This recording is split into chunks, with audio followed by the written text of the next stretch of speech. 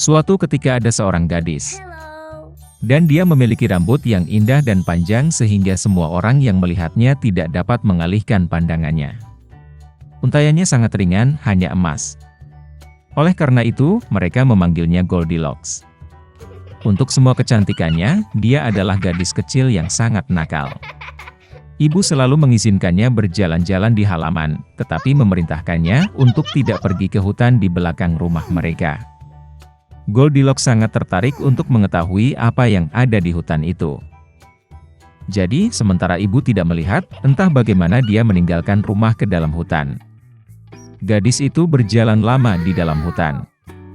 Entah dia menemukan beri, lalu melihat bunga yang indah, lalu mendengarkan bagaimana burung berkicau.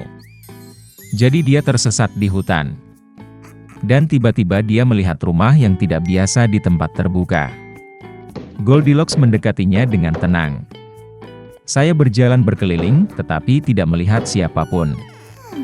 Dia mengetuk pintu, tapi tidak ada yang menjawab. Kemudian dia mengetuk lebih keras, dan pintunya terbuka sendiri. Goldilocks masuk dengan hati-hati. 3 beruang tinggal di rumah itu. Seekor beruang adalah ayah besar dan berbulu lebat. Yang lainnya adalah induk beruang. Itu lebih kecil. Yang ketiga adalah seekor beruang kecil. Beruang tidak ada di rumah karena mereka berjalan-jalan di hutan. Gadis itu memasuki kamar dan melihat 3 mangkuk bubur di atas meja. Mangkuk pertama yang terbesar adalah ayah beruang. Mangkuk kedua yang lebih kecil adalah induk beruang, dan yang ketiga yang terkecil adalah anak beruang. Di dekat setiap mangkuk ada 1 sendok besar, sedang, dan kecil. Goldilocks sangat lapar sehingga dia pertama kali ingin makan dari mangkuk besar. Dia mengambil sendok terbesar, mengambil bubur, mencicipinya, tetapi buburnya terlalu panas. Kemudian dia mengambil sendok berukuran sedang, mengambil bubur, mencicipinya, tetapi buburnya terlalu dingin. Akhirnya dia mengambil sendok kecil dan mencicipi bubur dari mangkuk kecil. Bubur ini tidak panas atau dingin pas. Dan Goldilocks memakan semua bubur dari mangkuk kecil. Setelah makan, gadis itu ingin duduk, dan melihat 3 kursi di dekat kompor, 1 besar, yang lain lebih kecil, dan yang ketiga, sangat kecil, dengan bantal merah kecil. Pertama, dia mencoba naik ke kursi terbesar, tetapi tidak bisa. Kemudian gadis itu mencoba duduk di kursi tengah, tetapi sangat keras dan tidak nyaman. Akhirnya dia duduk di kursi terkecil, dan kursi itu tepat untuknya. Goldilocks sangat menyukai kursi itu sehingga dia mulai mengayunkannya. Kursi itu retak, patah, dan dia jatuh ke lantai. Gadis itu bangkit dan pergi ke ruangan lain. Ada 3 tempat tidur besar, sedang, dan kecil. Pertama, Goldilocks naik ke ranjang pertama, tetapi ranjang itu terlalu tinggi dan keras. Saya berbaring di bagian tengah, terlalu luas dan lembut. Gadis itu berbaring di ranjang ketiga yang terkecil. Dia tepat untuknya. Goldilocks merasa sangat nyaman dan nyaman sehingga dia segera tertidur. Gadis itu tertidur lelap ketika keluarga beruang kembali ke rumah. Beruang menjadi sangat lapar dan segera pergi ke meja. Melihat mangkuknya, Papa Bear sangat marah. Seseorang sedang memakan buburku. Dia menggeram. Ibu beruang juga melihat ke dalam mangkuknya dan menggeram pelan. Seseorang juga makan dari mangkukku. Dan anak beruang melihat mangkuk kosongnya, berteriak keras, seseorang tidak hanya makan dari mangkukku, dia memakan semua buburku. Beruang itu mencium ada sesuatu yang tidak beres, meninggalkan meja, dan mulai melihat sekeliling. Ayah beruang memperhatikan bahwa seseorang memindahkan kursinya dan menggeram dengan suara yang mengerikan, seseorang sedang duduk di kursiku. Ibu beruang melihat kursinya dan mengeluh, seseorang sedang duduk di kursiku dan memindahkannya dari tempatnya. Dan kemudian, beruang itu melihat kursinya yang rusak dan sekali lagi berteriak dengan keras, seseorang tidak hanya duduk di kursiku, tapi juga mematahkannya. Ketiga beruang itu dengan hati-hati masuk ke kamar tidur. Seseorang sedang berbaring di tempat tidurku dan meremasnya. Papa Bear meraung dengan suara yang mengerikan. Dan seseorang juga berbaring di tempat tidurku dan meremasnya, geram ibu beruang. Teddy Bear melihat ke tempat tidurnya dan berteriak lagi, "Seseorang sedang berbaring di tempat tidurku." Dan kemudian dia melihat gadis itu dan menjerit dengan suara pelan, dan masih tidur di dalam dia. Ayah dan ibu beruang pergi ke tempat tidur dan melihat bahwa seorang gadis kecil sedang tidur di sana.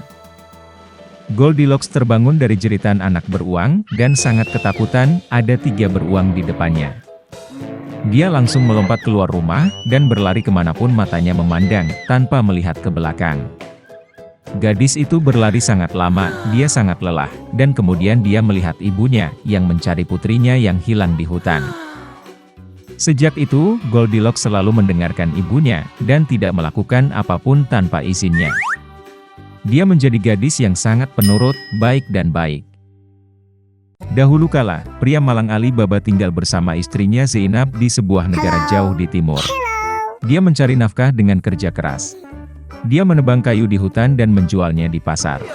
Suatu ketika, saat bekerja, Ali Baba memperhatikan bahwa seluruh detasemen penunggang kuda sedang berlari ke arahnya. Karena takut, dia memanjat pohon dan bersembunyi di dedaunan. Para pengendara berhenti di bawah pohon dan mengambil karung-karung penuh emas dari kuda-kuda itu. Tepatnya 40 orang, dipimpin oleh kepala suku Hasan yang bermata satu.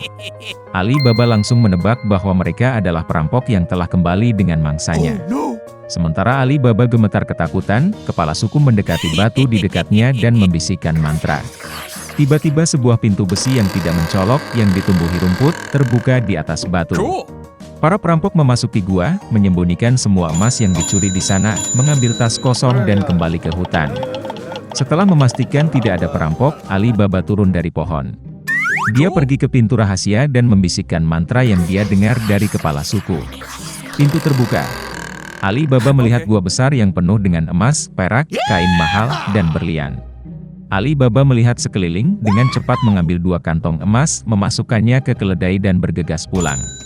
Kembali ke istrinya, Ali Baba menunjukkan padanya karung emas. Gembira melihat kekayaan itu, mereka mulai menghitung koin. Tetapi pasangan itu tidak berhasil, karena terlalu banyak koin. Uang itu seharusnya diukur dengan cangkir khusus, tetapi Ali Baba yang malang tidak memilikinya. Kemudian Zainab memutuskan untuk mengambil piala dari saudara kaya Ali Baba, Qasim. Qasim sendiri terbakar rasa ingin tahu. Dia tidak mengerti mengapa pengemis Ali Baba membutuhkan gelas ukur untuk emas. Oleh karena itu, dia mengolesi dasar mangkuk dengan madu untuk mengetahui dengan tepat apa yang akan diukur oleh pasangan tersebut. Ketika Ali Baba mengembalikan mangkuk itu, Qasim memperhatikan bahwa koin emas telah menempel di madu di dasar. Ia menyadari bahwa Ali Baba menyembunyikan kekayaan darinya. Kemudian Qasim mendatangi saudaranya dan mengancam akan memberitahu raja tentang dia jika Ali Baba tidak mengatakan yang sebenarnya. Ali Baba yang ketakutan memberitahu Qasim tentang para perampok, gua, dan bahkan tentang mantra yang membuka pintu rahasia. Pagi harinya Qasim membawa 10 ekor keledai dan menuju ke gua. Setelah merapal mantra, dia masuk ke dalam. Kekayaan yang tak terhitung dari tembolok itu membuat Qasim pusing. Dia menari untuk waktu yang lama di antara emas dan batu mulia, mengisi tasnya dengan koin. Tiba-tiba terdengar suara kaki kuda di luar pintu. Para perampok telah kembali. Qasim mencoba bersembunyi di balik karung emas, tetapi perampok menemukan, mengikat dan menculiknya. Kepala suku bermata satu itu segera menyadari bahwa Qasim bukanlah satu-satunya yang mengetahui tentang tembolok di dalam gua. Kemudian perampok pergi ke kota dan mengetahui bahwa Ali Baba tertentu sebelumnya adalah orang miskin, dan sekarang tiba-tiba menjadi kaya. Ataman mengikuti Ali Baba pulang dan menandai pintunya dengan salib hitam untuk datang pada malam hari dan membalas dendam. Sore harinya, istri Ali Baba pergi ke taman untuk menyirami keledai. Dia melihat salib dan segera menyadari bahwa tanda ini tidak baik. Kemudian dia melukis salib yang sama di semua rumah tetangga. Pada malam hari, para perampok kembali dan melihat bahwa semua pintu telah ditandai dengan salib hitam. Mereka tidak dapat menemukan rumah Ali Baba. Rencana mereka gagal. Keesokan harinya, kepala suku menggantungkan 40 kendi besar di atas keledai, menyembunyikan para perampok di dalamnya dan berangkat ke kota. Di pasar, dia berpura-pura menjual mentega, dan dia sendiri kembali melacak Ali Baba.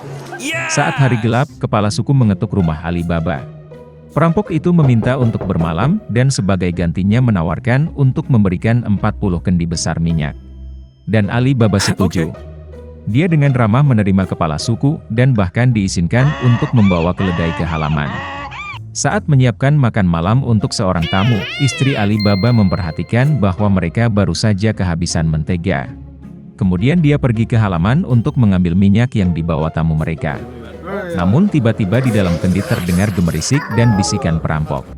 Kemudian Zainab berlari ke dapur, mengambil secangkir air mendidih dan menuangkannya ke salah satu perampok. Dia ketakutan, berteriak, melompat keluar dari kendi dan berlari menuju pegunungan. Seluruh detasemen mengejarnya dengan ketakutan. Menyadari bahwa dia juga akan segera ditemukan, kepala suku lari keluar rumah dan menghilang tanpa jejak. Dan Ali Baba dan istrinya hidup bahagia selamanya. Dan perampok tidak pernah kembali.